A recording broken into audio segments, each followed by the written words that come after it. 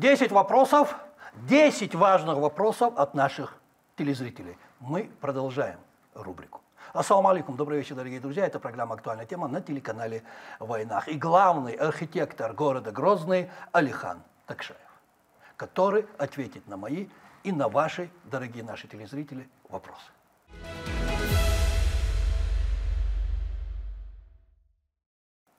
Машолы. Действительно, у нас есть такая рубрика «10 важных вопросов от наших телезрителей». И сегодня мы решили поговорить о перепланировке квартир и пригласили вас ответить на вопросы наших телезрителей. Начнем? Готовы? Да. И вот такой вопрос. Как известно, Алихан, перепланировка подразумевает изменения в характеристиках помещения. Вот можно ли осуществлять такие изменения произвольно, без одобрения соответствующих органов? Какие виды перепланировки требуют согласования с администрацией? Вот такой вот первый вопрос от меня. Да, спасибо за вопрос. Прошу. Да, нет, осуществлять какие-либо перепланировки и переустройства в квартирах без согласования с уполномоченным органом местного самоуправления, то бишь в нашем случае с департаментом строительства архитектуры мэрии города Грозного, категорически не допускается. Что подразумевает перепланировка? Это увеличение площади мокрых помещений, это санузла, либо кухонь, за счет коридоров и кладовых, увеличение жилой площади. Вот по этим темам у нас есть вопросы, мы еще к ним перейдем. Да. Не будем забегать все вперед. Не разрешается без согласования? Не допускается категорически. Без согласования с департаментом строительства архитектуры мэрии города Грозного. Понятно.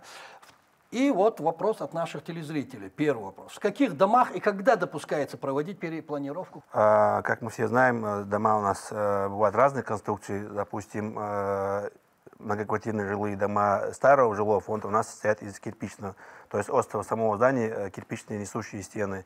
А внутренние перегородки, это уже их можно как бы демонтировать, либо устраивать какие-то дверные оконные проемы. Что касается каркасных домов, там у нас идет монолитная железобетонная конструкция, соответственно, там в основном либо идет свободная планировка, либо идет заполнение штучным материалом. В этом случае тоже допускается.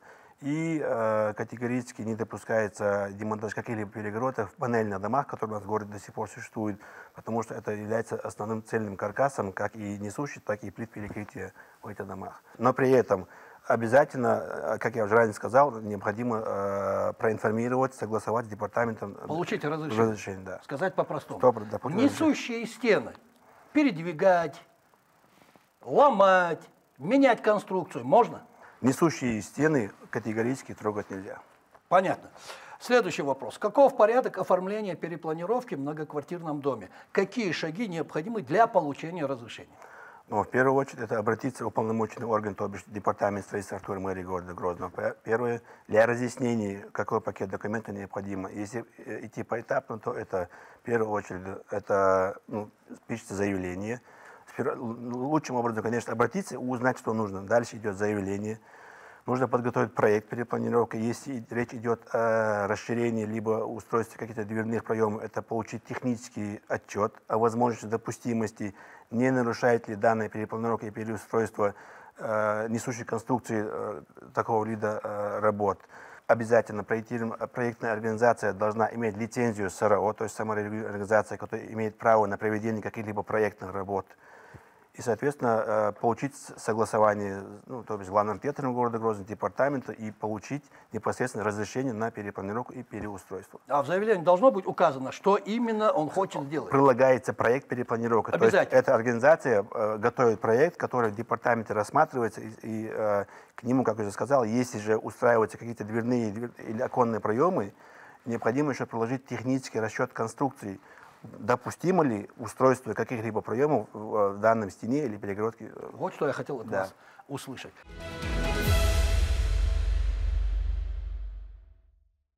Следующий вопрос. По каким причинам и когда могут отказать в разрешении на перепланировку квартиры? Причины могут быть разные. Одна из них – это несоответствие проектной документации, раз. Неправильно подготовленный пакет документов, два.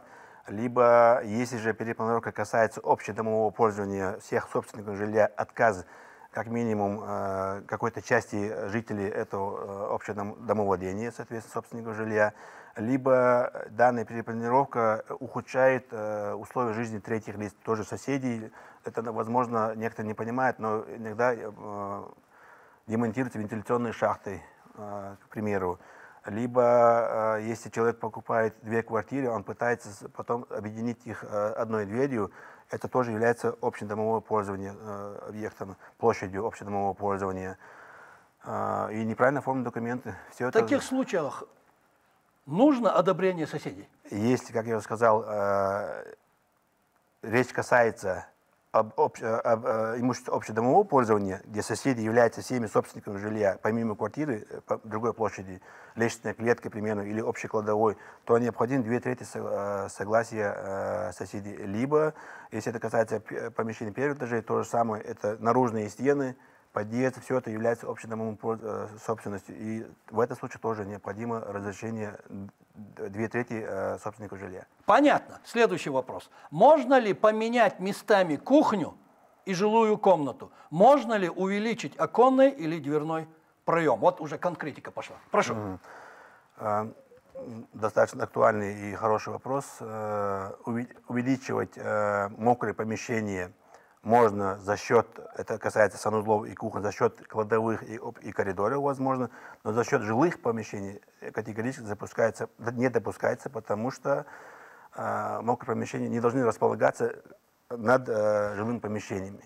То есть, когда проектировщики разрабатывают сам проект любого многоквартирного жилого... Над жилым помещением соседей. Я вас правильно понял? Да, соответственно, потому что мокрые помещения идут одни стояки, идут водопроводы, вся эта инженерная коммуникация. И допускается, если же возможно, квартира первого этажа, а квартира находится на уровне первого этажа, потому что уже там соседей нету, в этом случае возможно, опять же, при согласовании с департаментом архитектуры мэрии города Грозного, то есть уполномоченным органом. Что же касается увеличения или устройства дверных оконных проемов общедомового пользования, в этом случае необходимо согласие 2/3 собственников жилья. Это первое. И еще я забыл упомянуть, если же квартира или помещение расположены объекты культурного наследия, коих у нас в городе тоже немало, то в этом случае опять же необходимо заключение от Госкомитета по охране культурного наследия о допустимости устройства или перепланировки в данном доме. Вот хорошо, что вы сегодня сюда пришли и так подробно отвечаете на наши вопросы.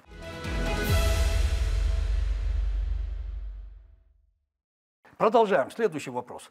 Многие желают расширить помещение за счет утепления лоджии или балкона. Законно ли это? Опять же, надо учитывать, что мэрия города Грозного в лице департамента следит не только за перепланировкой, но и за общей конструкцией и архитектурно-градостроительным обликом города.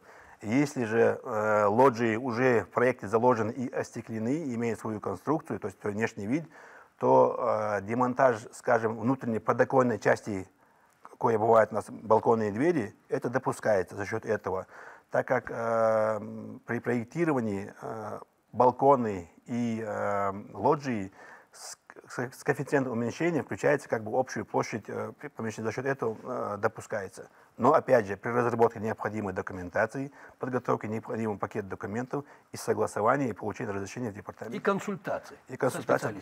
Я вас правильно понял? Да. Хорошо, продолжаем.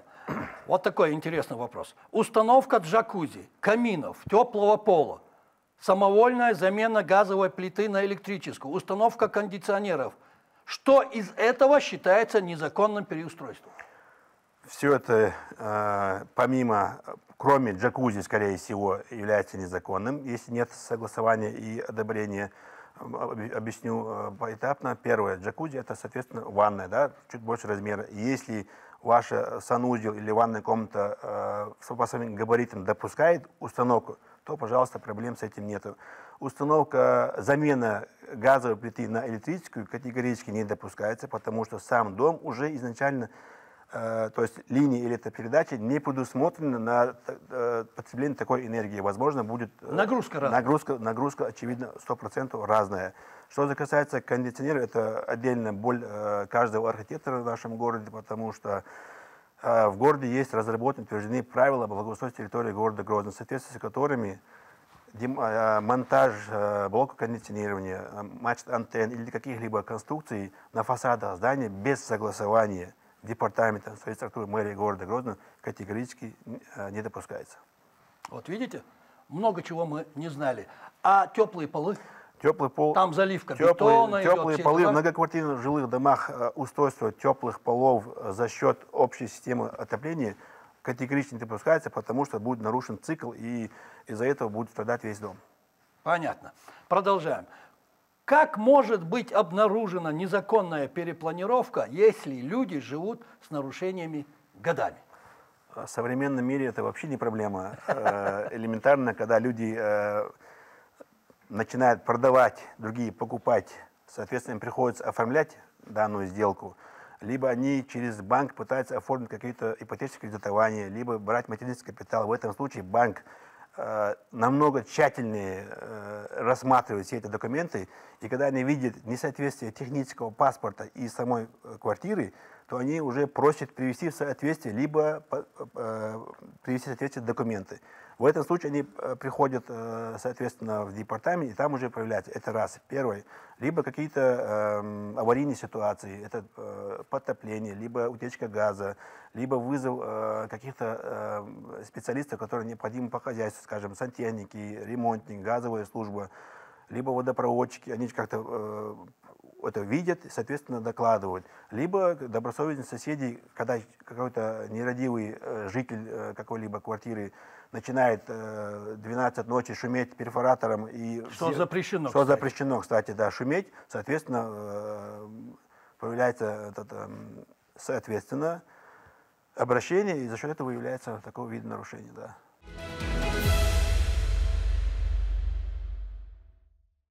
Понятно. Продолжаем. Следующий вопрос.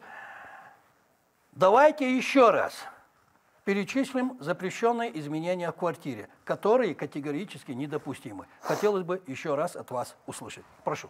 Давайте. Если подытожить, тогда получается, все виды работ, которые связаны с перепланировкой и переустройством квартиры, без согласования консультации с уполномоченным органом запрещены. Туда входит демонтаж перегородок, раз, устройство дверных оконных проемов, два, демонтаж систем отопления, 3, устройство теплых полов, 4, увеличение жилой площади за счет мокрых помещений, увеличение мокрых помещений за счет жилых помещений. Все это категорически запрещено. То есть, что бы ни делалось в квартире, все это нужно согласовать. И получить разрешение. И получить разрешение. Этим сказано все. Это сказано все. Итак, какое наказание предусмотрено за незаконное переустройство квартиры? Я процитирую, если вы позволите. За незаконное переустройство квартиры предусмотрена административная ответственность по статье 7.2.1 Кодекса административных правонарушений Российской Федерации. Для физических лиц это от 2000 до 2500 рублей. Если штраф не заплатить, повторный будет назначен в двойном размере. Также нарушители могут быть арестованы в срок до 15 суток и получить обязательно работу до 50 часов. Что же касается должностных лиц, то это варьируется от 4000 до 5000 рублей, а для индивидуальных предпринимателей, юридических лиц от 40 до 50 тысяч рублей. Кроме штрафа, это, собственно, могут принимать и другие меры, пока не приведут в соответствие то, что уже натворили, либо это запрет на выезд из Российской Федерации, и такого рода последствия. Да. Вернуть. Привести в соответствие, как было. Если же данные виды работ ухудшили, либо, как я уже сказал ранее, условия третьих лиц, либо есть вероятность нарушения общей конструкции дома. Понятно. Последний вопрос данной темы. Разрешение получено. Перепланировка завершена. Что дальше? Нужен ли новый технический план квартиры? Какие документы следует представить в Росреестр? Соответственно, после получения необходимых документов, разрешения, согласования проектной документации, человек, соответственно, специализированная бригада проводит какие-то виды работ. После этого вызывается кадастровый инженер, который делает технический план данного помещения, квартиры. Соответственно, после этого приемочная комиссия в составе определенных людей принимает акт работ, и департамент выдается акт выполненных работ и о соответствии выполненных работ. Соответственно, эти два документа уже подаются в Росреестр ЕГРН. После этого, после того, как ЕГРН уже информация обновляется, работы уже завершены.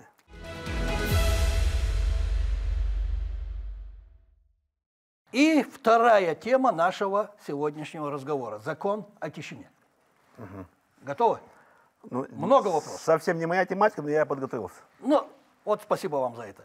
Итак, давайте. Первый вопрос данной темы. Многие не знают о законе о тишине. Что он подразумевает? Закон о тишине – это нормативный акт, регулирующий виды шума и время, в которые шумовые действия запрещены либо разрешены. В России у нас действует такой нормативный акт как на федеральном, так и на региональном уровне. В Чеченской Республике также есть закон, я процитирую его, закон об обеспечении тишины и покоя граждан на территории Чеченской Республики. А каково юридическое определение шума? Ну, с юридического зрения по шуму поливать любые звуки, которые превышают максимально допустимый уровень шума, то есть децибелы. А там тоже есть свои да, условия? То есть есть СанПин, который определяет уровень децибела. До 40 децибел это просто тихий разговор. Чуть выше ночное время это 45, дневное время это 55. А что же касается шума, это то крик человека и звук проезжающего мотоцикла это 80 децибел по СанПину.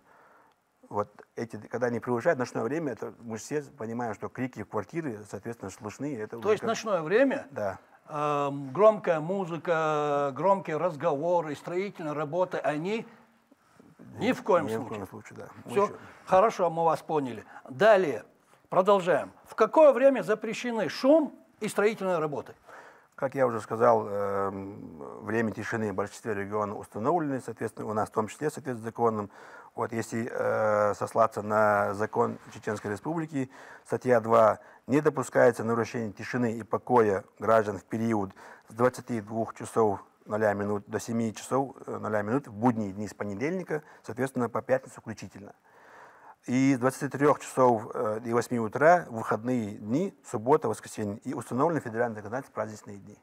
То есть... И, соответственно, еще есть пункт там, с 13 до 15 часов, любые дни, это объекты социальные, садики, школы. Вот что я хотел уточнить. Да. Спасибо. Продолжаем. Какие действия запрещены в ночное время? Вот вообще какие действия, как я понимаю данный вопрос? Любые действия, связанные с шумом, это ремонтные работы, это крики, визги, громкая музыка, игра на инструментах музыкальных, все, что связано с шумом. Все, что превышает эти 45 децибел, которые варьируются, это не допускается. Хорошо. Продолжаем. И то под детей в том числе. Вот как раз по данной теме есть такой вопрос. Куда обратиться, если ночью шумят соседи? Прыгают, бегают, передвигают мебель, громко слушают музыку и так далее. Это достаточно тяжелый вопрос для нашего менталитета и региона в том числе, потому что мы не привыкли как-то жаловаться, обращаться куда-то. Но если в рамках действующего законодательства, соответственно, во-первых, нужно постучать к соседу, попросить его. Либо, если один-два раза не понял, то надо объединиться с соседями, соответственно, еще раз обратиться. В этом случае, если опять же не понял, нужно обратиться в полицию, соответственно, участковую службу. Лучше до этого не доводить. Лучше не доводить. Если же участковая служба как-то проигнорировала ваши действия и ваши заявления, то уже необходимо обратиться в прокуратуру на бездействие уже полиции. Также, если опять же идет бездействие, Роспотребнадзор о том, что есть шумы. И все это нужно документально оформить, чтобы потом уже можно было обратиться в суд, чтобы, как и практика показывает в регионах России, в том числе вплоть до выселения данного жильца с этой площади.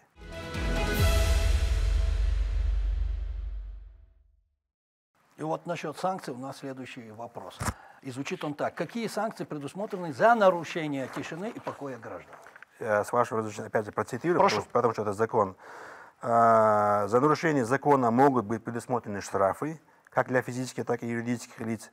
Размер штрафа варьируется в зависимости от региональных обстоятельств. В нашем случае закон Чеченской Республики от 8 мая 2008 года 17 РЗ от административных правонарушениях в редакции закона Чеченской Республики от 6 июля 2017 года номер 24 РЗ.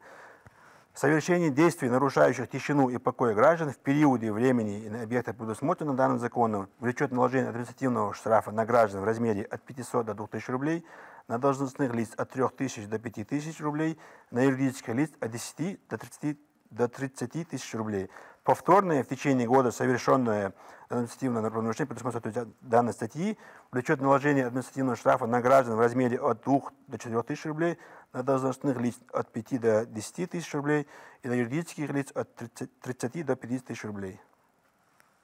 То есть Это закон подразумевает. Закон подразумевает, да. В законе все прописано. Надо его только соблюдать. И последний вопрос. Ну, вот не знаю, как вы его поймете, ну, вопрос задан, и я его зачитаю. На что не распространяется закон о тишине? Что тут такое может быть? Это, опять же, интересный вопрос. В принципе, вроде бы на первый раз на что это может, а потом чуть-чуть поразмыслить и понимаешь, что это любые массовые мероприятия, которые согласованы с администрацией. Новый год, День города, то есть там же, как мы все знаем, и до часа, и до 2 идет мероприятие. Это любые аварийные ситуации, протечка, утечка, все, что вызывает, это пожарность, когда ты вызываешь, допустим, пожарную службу, она шумит, это тоже уже шум. Вот такие виды шумы допускаются в такое время. Техногенные, да, природные, какие-то форс-мажорные. Можно и так сказать. Все, что связано с угрозой жизни, если данная служба это предотвращает, такие шумы допускаются. Понятно. Спасибо. Да, спасибо, что позвали. Достаточно интересная тема для разговора была. И как раз, как вы сказали, уже верно актуальная. Спасибо еще раз. Вам спасибо. Удачи. Спасибо.